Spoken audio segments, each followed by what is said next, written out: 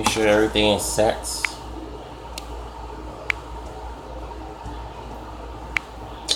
What is going on, guys? WX2. We're going to react to everything wrong with Backlash 2009. It's a quest by Christian Miracle. Well, my Instagram will be in the description box below. I'll probably post that after the video. I haven't posted my social media in the description box in the past, but this time I'm going to do it. So we're going to go ahead and take a look at it right now.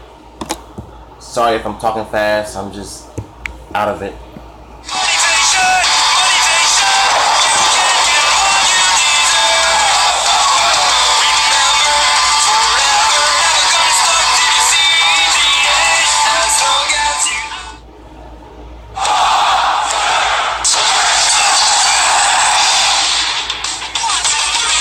This pay-per-view title exists. Also, what was so wrong with continuing the name Great American Bash? What was so special or not so special that they took the words Great American out of the title? This is never mentioned nor explained, so add in 5 sins and let's get started. With the match, I'll hand you this title myself. Chris Jericho never does that. WWE reduced to using footage from earlier years of Triple H's feud with Randy Orton. Just goes to show how rushed this whole thing was, particularly after Donald Trump briefly took over. It's really too long. Literally the most random scramble match ever contested in WWE history. Hell, Mark Henry was placed into this match just for the sole reason of needing a 5th wrestler. Chart of rules. Also, how does one become the champion but not get officially recognized as the champion? Does this mean that the ECW championship changes hands like 3 times or however many times there are pinfalls? Stage graphic malfunctions early on here, huh? Really off to a bad start. He pinned Jack Swagger, not the champion, something that I know Christian has not forgotten. Well, would anybody forget about a time when they lost their title without getting pinned? Because I can't think of any. This past Thursday on WWE Superstars. Does anyone even remember that abomination of a show called WWE Superstars? You know, the one where... Yeah, it's kind of stupid. I mean, it started from the, I think, 80s up until now. Christian fell in your face. But they decided to bring him back, but it still sucks. Oh, shut up. We've heard you tell that one a dozen times already. Jack Swagger is a 2-time All-American. We get it. Stop bringing it up every 2 minutes in his matches. Christian trying to time his kicks with the sound of the buzzer. Sorry, but you still struck Jack before the buzzer went off. This is mainly Hornswoggle's theme. Why is Finlay using this one too? His other theme was way better than this, no offense. The hell just happened there with Jack? He just randomly flops forward after rolling back on the ground. Did a ghost suddenly grab him? Is Sacramento a haunted city? So is Jack a 2-time ECW champion or what? That's what the graphics say at least. These championship scrambles have always confused the fuck out of me. Its confusion is probably why they don't exist in WWE anymore. Conversations during matches, as I heard Christian calling for Jack to hit a clothesline. Tommy Dreamer must love grabbing Christian's boobs. As the ECW. Well, that throw into Christian looked awkward. This entire scramble has been awkward. Oh, hi, Mark. Wow! The world's strongest man! Don't act like you didn't know he was in this match, Josh. Makes you sound like a complete idiot who doesn't pay attention. Almost exactly 1 year ago, Mark Henry has not forgotten. Almost exactly 1 year ago was when Mark Henry won the ECW Championship back at Night of Champions, not when he lost it in the Championship Scramble at Unforgiven. That was in September. Hilarious, the referee counted 1 while hitting Christian's leg. Does that still qualify as a count since the referee's hand never hit the mat? Come on, you jackass. Ironic. Why couldn't you just stand back and let Mark throw himself into the crowd of wrestlers? You just ruined what could have been an awesome moment. Right. Oh, oh, wait. Tommy, you're already the current champion after pinning Mark. What's the point of pinning someone again? Does that make you a double champion and your opponents have to pin someone twice to dethrone you or something? How the fuck does this match even work? I mean, what the whole in the match fuck looks is going on? Even the stupid. referee is counting where there's not even a pinning combination occurring. I don't know what there's 3 seconds remaining. Let's just add in 3 cents because this match hurt my head really bad. Tommy, the championship is upside down. Well, I think tonight you should make a triple threat match for the World Heavyweight Championship. Just because you're Edge doesn't mean you get random title matches for no reason. Exactly. It has to be. That's exactly what it has to be earned. More on that later. For over a decade, if there's a pay-per-view and I'm healthy, I'm on it. You should have thought about that before you told your wife off and divorced her. He must unmask forever. So in other course, Rey Mysterio is obviously winning this match. Good to know. Thank God, I was scared that this was going to be unpredictable.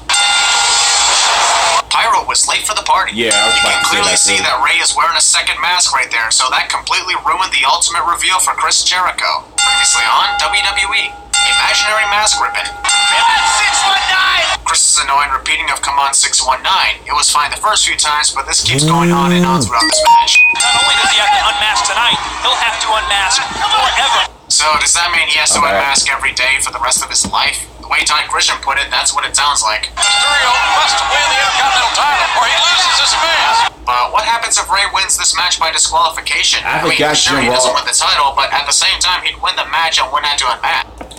I forgot JR was commentating this match when he was a commentator for SmackDown from back in 08 and 9. I forgot Jim Ross existed back then. I got almost as many questions about this as I did about the championship scramble earlier. And the only way that Jericho would agree to this mask. The only way Jericho would agree to this mask, you say? So this is an Intercontinental title mask with Rey's match on the line? Being displayed here by Damn, Okay, that was we're pretty send cool. for that innovative move from Rey. Since Chris was outside facing the other way, does that qualify as a 916 or something? That was He hilarious. boxed. The way Rey's Hurricane Rana suddenly slowed down once Chris flipped through. Yeah, Don't get me that was wrong, kinda this like match a is good, box. but it's sad when moments like that happen. Holy crap, that was an awesome cash into the code breaker. Here's 2 cents off. Wow, really? Even though we clearly saw a second mask on Rey during his entrance, you gotta admit that it was cool for him to pull that trick on Chris to win the match. Also, wasn't Chris supposed to hand over the title himself like he said he would? Previously on, no doubt, the Never weirdest, mind. most awkward, and flat-out stupid edition of Monday Night Raw. Hell, Donald Trump even hands Raw back to Vince that same night, so what was the damn point of him being there? Also, Donald Trump. underneath the mask, that's gonna be illegal. My question to you is, how could you not have figured that Rey would try something like this after you unmasked him the first time at Extreme Rules? I haven't seen Kali this upset. Did you not watch WWE in 2006 and 2007? I have to pause. The Great Khali had great potential, but he was completely wasted when they made him out to be some different idiot. I mean, have him be. I don't want to talk about it. Also, a no disqualification match between the Great Khali and Dolph Ziggler has a promo package prior, but Rey versus Chris earlier, which honestly was more interesting and personal, did not. I thought Dolph was built from Hollywood, Florida, not California. Is the change simply because we're in California tonight? Sure picked Ziggler. Did Jim Ross seriously just refer to Dolph as Big Ziggler? Since when did Dolph go by that name in his career? Neither man can be counted out. We know. The shoulders are down. Hilarious, the Great Khali nearly flattened the referee after throwing Dolph off him. Why? What is Kane's agenda? That's what I want to know, but do we get to know? Nope. What is Kane with is this just here to match? attack Ali for no reason whatsoever. And now has the leg hooked. The entire time Dolph was pinning the Great Khali, the referee ignored the fact that Khali's shoulder was off the mat. Also, victory due to outside interference is always a sin. You've accomplished I'm sorry. I'm just looking. Well, all general just managers do looking at is make something on matches and make sure the show is going well, which is exactly what Teddy Long was doing in those 5 years of being GM. So, I don't know what Vince McMahon was expecting Teddy to accomplish here. even a Mike Adamle. Even a mere mention of Mike Adamle's name is a sin. That's about the only thing Mike brought to the table. You and me. I would shoot myself. Vince McMahon deserves 20 sins for saying he'd kill himself if he was working with Teddy in the future, especially on a damn PG show. Then again, PG show or not, those sins are deserved for bringing up suicide. Primo's tag team Man, I title hope Raw. when The entire somewhere existence down of Edge and Chris Jericho was a tag team. Teddy only made this because somewhere down the line, when 2020 comes, I will hope that the company goes out of business. Because at this point, if it keeps being PG, this bad, then I'm done. Vince told him he was accomplishing nothing. Well, putting Edge and Chris in a non-deserved title match is not exactly helping his reputation either. Pre-match assault. Two superstars to the ring. Once again, WWE confuses the hell out of us with putting only 2 legal wrestlers in the That's ring how they rather do. than one from each team That's in a how triple they threat do. tag team match. Sure, Edge and Chris whining about not getting in the match was funny as hell, but I'm just saying. Jericho had inserted himself. We want Christian Chan. Now that I think about it, I think it would have been even better if Teddy had Edge and Christian reunite in this title match. I know Edge was a heel and Christian was a face, but it'd still be cool either way. Edge, a 9-time world champion. And we're listing off their world title accomplishments in a match with tag team titles on the line. We don't like to make a lot of sense on the show.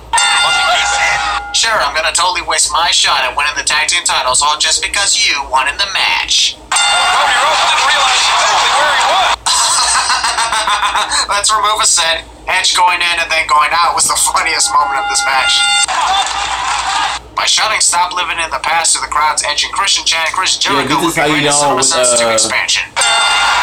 Cody Rhodes tagged in Ted DiBiase Jr., but the referee never saw it. So how is this tag even legal? I'm not surprised now because this is exactly how they are today. Well, neither was Primo. Got nothing to say about that. Carlito attempted to rip Cody's trunks off and expose his butt. That ain't cool. No pun intended. How in the hell did Carlito not see Edge tag himself in? He was clearly looking in that direction, and even if he didn't directly look at Edge, his peripheral vision should have seen it. And yet it doesn't.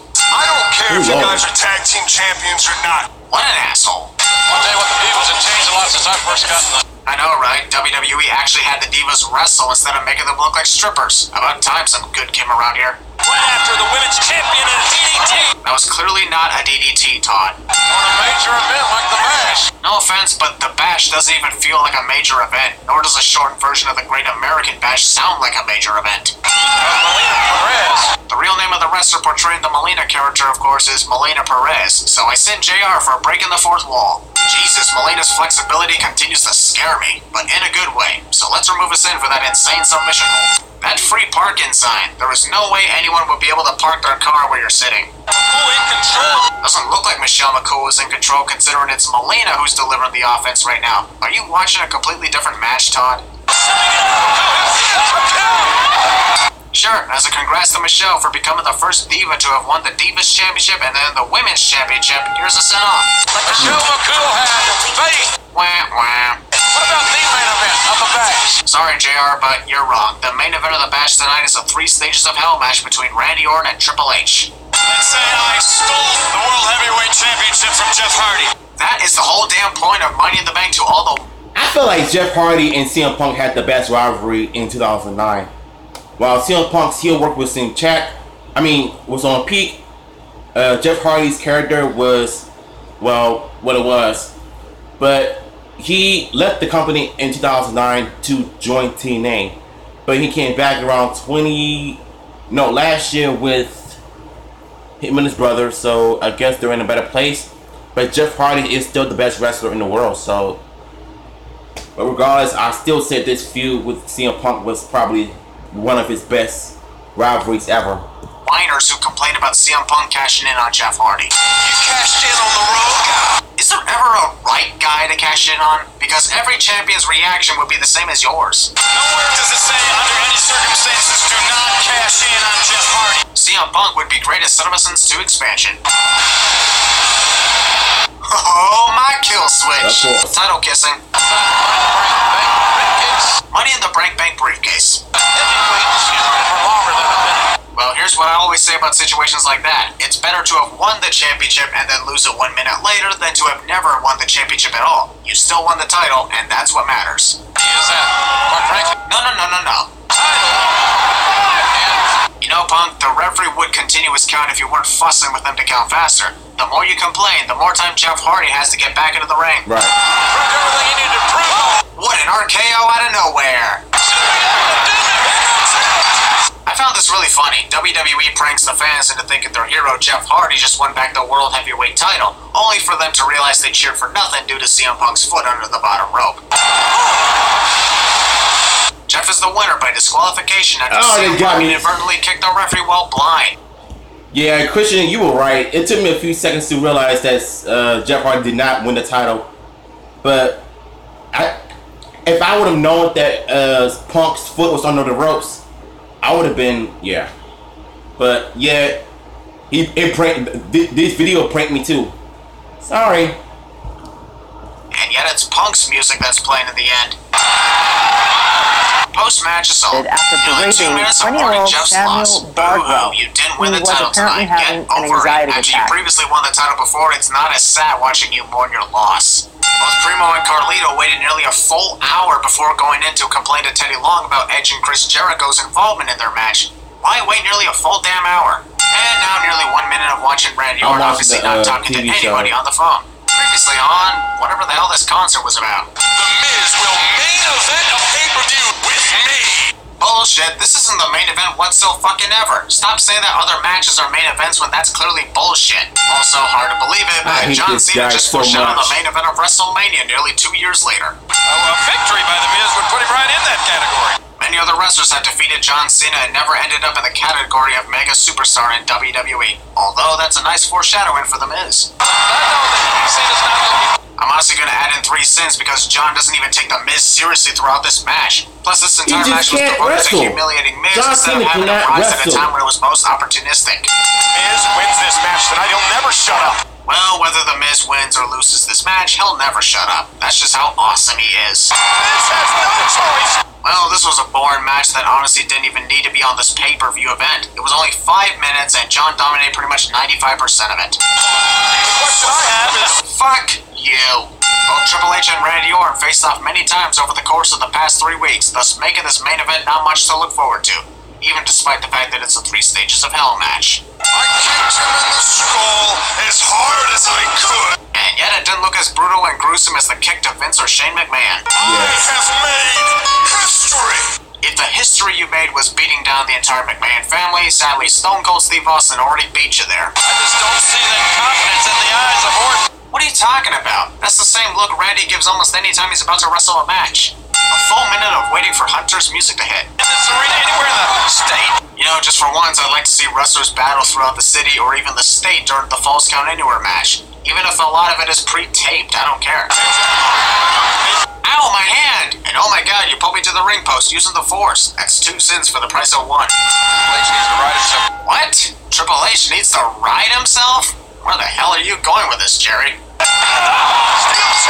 Hunter wasted a damn fall by getting intentionally disqualified. I know that there are 3 stages in this match, but giving your opponent a lead on the score early on is a horrible strategy. I guess we'll never hear who the winner of the first fall is, even though that's blatantly obvious. Why is the stupid referee trying to stop Hunter from assaulting Randy with that chair? Right. We are now on stage 2, which is a Falls Count Anywhere match. Exactly. You mean to tell me that the crew waited until now to set up the finish line on the stage for the stretcher match? Why not do that before the 3 stages of hell match began or something? It's not like someone would accidentally lose by crossing over the line before the stretcher match even takes place. The stretcher didn't even connect with Hunter's leg, and yet he hurt his knee. Whoever that asshole was that randomly shouted out, "Mom, I love you." It's great that you love your mom, but really? Randy's a dick to Hunter's Hearst Helmsley's. Using every part of this arena as a weapon. Thanks for the observation, Captain Obvious. Did you hear Orton's head bounce off the floor? No, but I heard his legs bounce off the floor. Oh my god, that very soft padded piece of the barricade was so gruesome and brutal. One of the most hard to watch moments in WWE history. Wait, why the fuck was I talking like that? Hunter wants to win the WWE Championship, but let's take a moment and have a little joyride down the ramp. Bad stretcher, very bad. Randy somehow hasn't broken his knuckles from pounding on the metal floor. Steel stage. Hunter didn't give Randy the pedigree on the steel stairs. There are no stairs to be You found can clearly see anywhere near the Randy's stage, hand Michael. blocked his face from the... Hunter must be invincible against kicks to the back, as Cody's kick did no damage whatsoever. Hunter had a sledgehammer randomly buried underneath the stage just on the very case that he would need to use it against the Legacy. That's the second time Hunter's Hearst Helmsleys have taken damage in this match. Guarantees Stephanie McMahon is pissed off. And ending this sin video with a post-match assault sin. And yet this pay-per-view was the worst. If y'all enjoyed this video, subscribe, comment, follow me on Instagram, WNewsReacts2. And see you.